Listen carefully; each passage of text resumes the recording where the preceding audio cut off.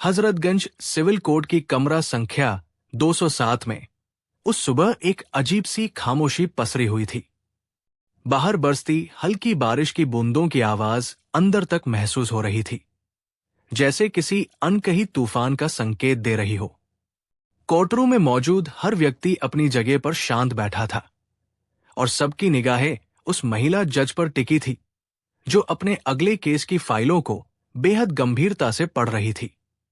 वो जज थी श्रद्धा प्रसाद, एक ऐसी महिला जिसने अपने दर्द को ताकत में बदला था, जिसने जिंदगी के थपेड़ों को सहकर कानून की दुनिया में अपनी पहचान बनाई थी। लेकिन आज उसके हाथों में जो फाइल थी वो सिर्फ एक केस नहीं था, वो उसके अतीत का बंद दरवाजा था जो अचानक खुलने वाला था। क्लर्क ने धीरे से कहा, माय लॉर्ड, अगला आरोपी पेश किया जाए। दरवाजा खुला। पुलिस के 2 जवान अंदर आए और उनके बीच खड़ा था एक आदमी। जैसे ही श्रद्धा ने अपना सर उठाया, उनकी सांस जैसे रुक गई। कटघरे में खड़ा था राघव मल्होत्रा, वही आदमी जो कभी उसका पति था, वही जिसने कभी उसे दुनिया की सबसे खुश लड़की बनाया था, और वही जिसने उसे टूटने पर मजबूर किया था। राघव की ठंडी खाली आंखों में अपराध नहीं, बल्कि एक अजीब किस्म की घबराहट थी।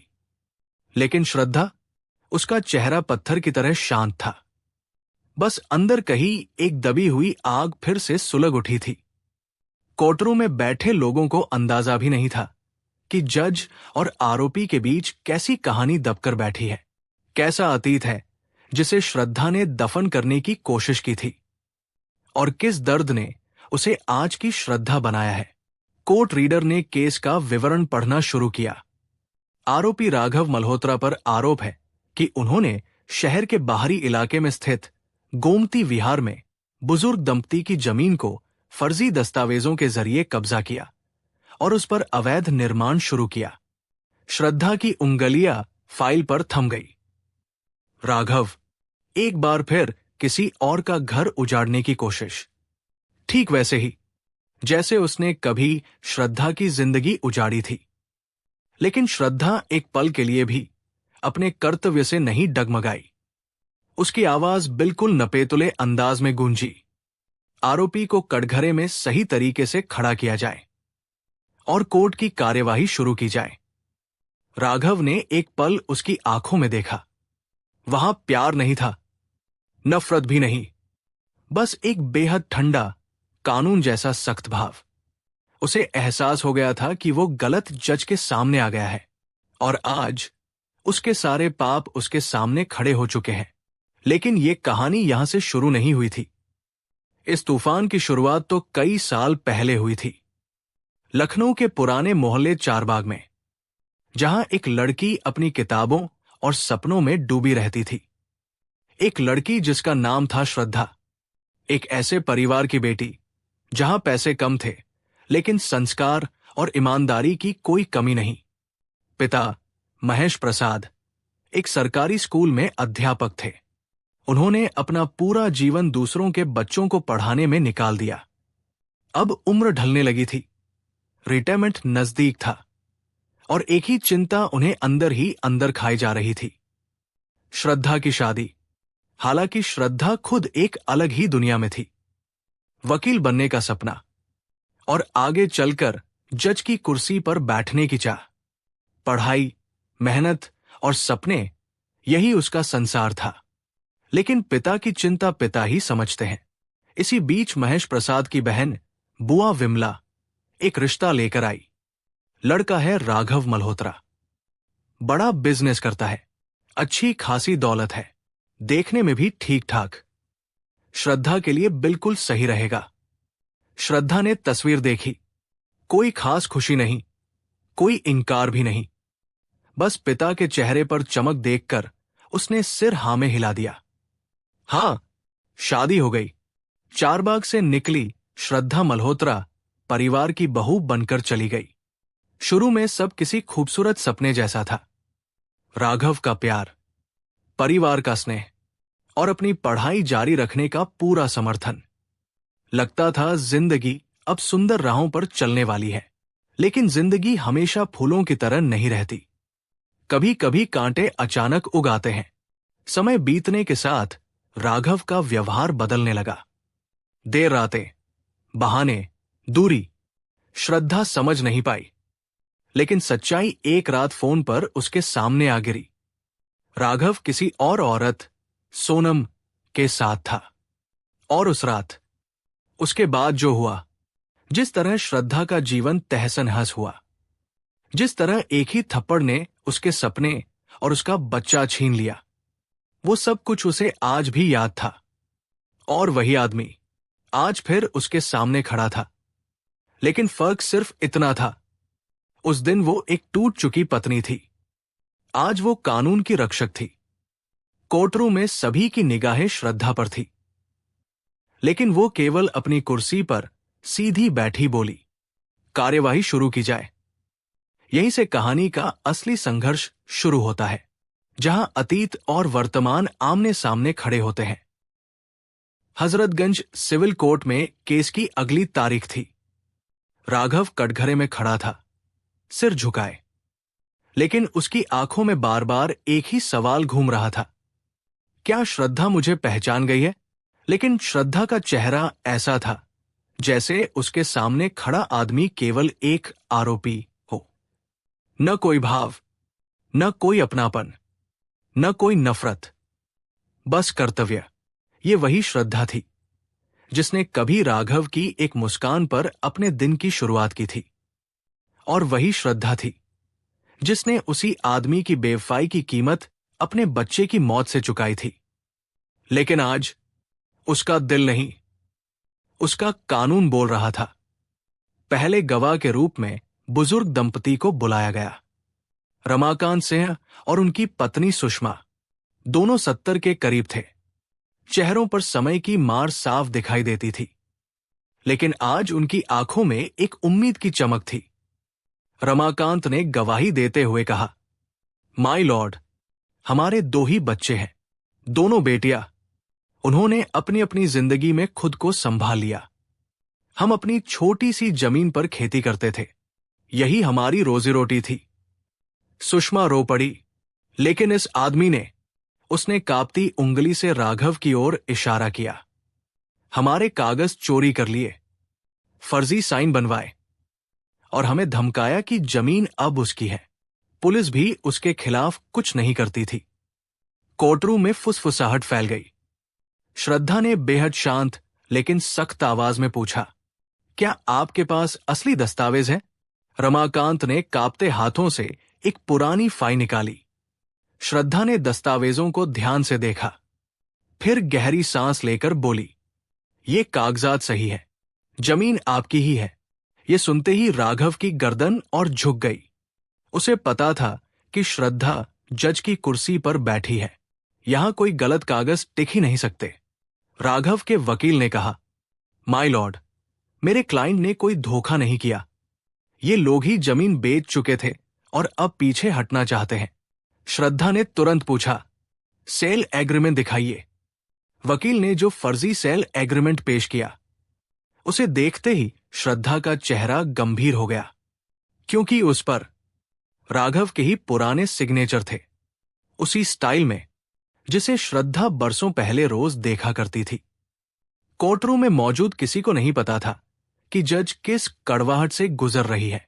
हर दस्तखत, हर तारीख उसे अतीत के उस राघव की याद दिला रही थी जो एक समय उसका पति था। लेकिन श्रद्धा ने खुद को संभाला और बोली, ये दस्तावेज फर्जी है, इसे तैयार करने वाले पर कार्रवाई होगी। कोर्ट में हलचल मच गई। राघव ने पहली बार श्रद्धा की ओर सीधा देखा। आंखों में कुछ था, डर, पछतावा, या सिर्फ अपनी हार का आभास। श्रद्धा के भीतर एक आवाज उठी, यही इंसान था जिसने तुम्हें अस्पताल पहुंचाया था, यही वो था जिसने तुम्हारा बच्चा छीन लिया था। लेकिन उसने उस आवाज को दबा दिया। उसके सामने केवल एक अपराधी था। और फिर राघव ने पहली बार बोलने की हिम्मत की, माय लॉर्ड, एक बात कह सकता हूं? राघव की आवाज धीमी थी, टूटी हुई जैसी। श्रद्धा ने कहा, आपको अपने वकील के माध्यम से बोलने का अधिकार है। राघव ने सिर झुकाते हुए कहा, माय लॉर्ड, ये केस मेरे खिलाफ एक साजिश है। मैं निर्दोष हूं। लेकिन श्रद्धा को याद आ गया, ठीक ऐसे ही झूठ उसने तब भी बोला था। उसी लहजे में, वही खोखली सफाई। अंदर एक कड़वाहट उठी, लेकिन चेहरे पर कोई भाव नहीं आया। दूसरी ओर राघव की जिंदगी बिखर चुकी थी। जो आदमी कभी दूसरों को आदेश देता था, आज सच्चाई और सबूतों के सामने घुटने टेक रहा था। उसकी दूसरी पत्नी आरती अब हर दिन उससे लड़ती थी, उसे धोखा दे रही थी, उसे कोर्ट केस की धमकी देती थी। जैसे नियति उसे वही दर्द वापस लौटा रही थी जो उसने श्रद्धा को दिया था। राघव को अब समझ नहीं आ रहा था, उसे सजा कानून दे रहा है या कर्म। श्रद्धा की रात। उस रात श्रद्धा देर तक कोर्ट फाइलें पढ़ती रही, लेकिन एक जगह वो ठहर गई। उस पेज पर राघव के सिग्नेचर थे। उसकी उंगलियां हल्का सा कांप गई। कितना अजीब है, कभी ये सिग्नेचर देखकर उसे मुस्कान आती थी, और आज ये उसके कोर्टरूम में न्याय की लड़ाई का हिस्सा थे। पिताजी का फोन आया। बिटिया, केस कैसे चल रहा है? श्रद्धा ने शांत स्वर में कहा, सब ठीक है बाबूजी, इंसाफ होगा, बस दुआ कीजिए। पिता बोले, बेटा, खुद को टूटने मत देना। तुम्हारा अतीत तुम्हारी ताकत है, कमजोरी नहीं। श्रद्धा की आंखें नम हो गई, लेकिन उसने खुद को मजबूत किया। उसे पता था, अब यह केस सिर्फ कानून का नहीं, उसकी आत्मा का इम्तिहान था। अगली तारीख और एक बड़ा मोड़ आने वाला था, क्योंकि अदालत में अगली बार पेश होना था उन पुलिस वालों का जिन्होंने राघव के दबाव में बुजुर्ग दंपति की एफआईआर दर्ज नहीं की थी और श्रद्धा तय कर चुकी थी, इस बार कोई नहीं बचेगा। न गलत आदमी, न भ्रष्ट अधिकारी, न उसके अतीत का कोई साया। अगली तारीख पर पूरा हजरतगंज सिविल कोर्ट मानो किसी बड़े फैसले के इंतजार में था। मीडिया बाहर खड़ी थी, कोर्टरूम के अंदर सीटें भर चुकी थी। हर कोई जानता था, आज का दिन इस केस का रुख बदल सकता है। जज श्रद्धा ने अपना हथौड़ा हल्के से बजाया। कोर्ट की कार्यवाही शुरू की जाती है। आज पुलिस अधिकारी भी पेश थे, वही जिन्होंने राघव और उसके राजनीतिक संबंधों के दबाव में बुजुर्ग दंपति की एफआईआर लेने से इनकार किया था। श्रद्धा ने उनके बयान सुनने शुरू किए। आप लोग एफआईआर दर्ज क्यों नहीं कर रहे थे? जज श्रद्धा की आवाज बेहद शांत, लेकिन भीतर से धारदार थी। पहले पुलिस इंस्पेक्टर ने कहा, माय लॉर्ड, हमें ऊपर से ऑर्डर आया था कि इस केस को टच न किया जाए। श्रद्धा ने ठंडे स्वर में पूछा, किसके ऊपर से? इंस्पेक्टर चुप रहा। कमरा तंग गया। सबकी निगाहें राघव पर टिक गई। श्रद्धा बोली, अगर आपने लिखित आदेश लिया है तो प्रस्तुत करें, और नहीं लिया तो जान लीजिए, कानून के सामने ऊपर से आदेश कहकर बचा नहीं जा सकता। इंस्पेक्टर पसीना पसीना हो गया। कोर्टरूम में सन्नाटा छा गया। बेबस होकर उसने कहा, माय लॉर्ड, राघव मल्होत्रा के राजनीतिक संबंधों के कारण हमें डर था, इसलिए हमने शिकायत नहीं ली। श्रद्धा ने गहरी सांस ली। सारी नजरें उस पर थी। वो बोली, यही भ्रष्टाचार है, और भ्रष्टाचार का साथ देने वाला भी अपराधी होता है। पुलिस अधिकारी सिर झुकाकर खड़े रह गए। अब बारी थी राघव की। राघव को कटघरे में खड़ा किया गया। वो श्रद्धा की ओर देखने की हिम्मत नहीं जुटा पा रहा था। एक समय यही आदमी श्रद्धा को दुनिया की सबसे सुंदर, सबसे समझदार लड़की कहा करता था, और आज वो उससे आंख मिलाने से भी डर रहा था। श्रद्धा ने कहा, आरोपी राघव मल्होत्रा, क्या आप कुछ कहना चाहते हैं? राघव ने कांपती आवाज में कहा, माय लॉर्ड, मैंने गलतियां की है। लेकिन श्रद्धा ने बीच में टोका, गलतियां या अपराध? उसकी आवाज पत्थर सी थी। राघव की आंखें भर आई। लेकिन श्रद्धा के चेहरे पर किसी भाव का नामो निशान नहीं था। क्यों होती? ये वही व्यक्ति था जिसने एक थप्पड़ में उसका बच्चा छीन लिया था, उसका घर उजाड़ दिया था और उसे दुनिया के सामने अकेला छोड़ दिया था। आज श्रद्धा ने खुद को उन यादों के पार खड़ा कर लिया था। वो बोली, अदालत सिर्फ इंसाफ देखती है, भावनाएं नहीं। फैसले का समय, सारे सबूत, गवाहों के बयान, दस्तावेजों की जांच, सब कुछ एक ही दिशा में इशारा कर रहे थे। जज श्रद्धा ने अपना फैसला पढ़ना शुरू किया। कोर्ट के अनुसार यह सिद्ध होता है कि भूमि बुजुर्ग दंपति रमाकांत सिंह और सुषमा सिंह की है। आरोपी राघव मल्होत्रा द्वारा प्रस्तुत दस्तावेज फर्जी है और इन्हें तैयार करने में धोखाधड़ी का इस्तेमाल किया गया है। आत कोर्ट निम्न आदेश जारी करती है। 3 दिन के अंदर जमीन खाली करके दंपति को वापस की जाए। 2 अवैध निर्माण तुरंत तोड़ा जाए। 3 बुजुर्ग दंपति को 1 लाख रुपए मानसिक हानि का मुआवजा दिया जाए। 4 संबंधित पुलिस अधिकारियों पर अनुशासनात्मक कार्रवाई की जाए। 5 फर्जी दस्तावेज तैयार करने पर आरोपी के खिलाफ आपराधिक मामला दर्ज हो। कोर्टरूम तालियों से गूंज उठा, लेकिन श्रद्धा ने हाथ उठाकर सबको शांत करा दिया। राघव की आंखों से आंसू बहने लगे। उसने श्रद्धा की ओर देखा, जैसे आखिरी उम्मीद वही बची हो। कोर्ट खत्म होने के बाद राघव बाहर श्रद्धा का इंतजार कर रहा था। जब श्रद्धा बाहर निकली, वो उसके सामने आकर खड़ा हो गया। श्रद्धा, क्या तुम मुझे एक मौका दे सकते हो? श्रद्धा रुक गई। उसकी आंखों में कोई गुस्सा नहीं था, न दर्द, न नफरत, बस एक शांत ठहराव।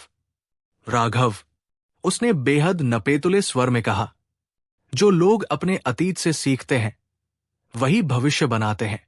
तुमने न अतीत की कदर की, न रिश्तों की, इसलिए आज तुम्हारी जिंदगी वही खड़ी है जहां तुमने मुझे छोड़ा था। अकेलेपन में, गलती की आग में। राघव फूट पड़ा। मुझे माफ कर दो, मैं बदल जाऊंगा। श्रद्धा ने बेहद शांत स्वर में कहा, माफी मैं तुम्हें दे चुकी हूं। उस दिन जब मैं इस दर्द के साथ अकेले जी उठी थी, लेकिन दूसरा मौका, मैं खुद को फिर से उसी अंधेरे में नहीं ले जाऊंगी।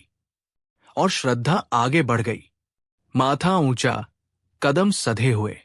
राघव वही खड़ा रह गया, टूटा हुआ, पछतावे में डूबा हुआ। श्रद्धा की नई शुरुआत। समय बीता।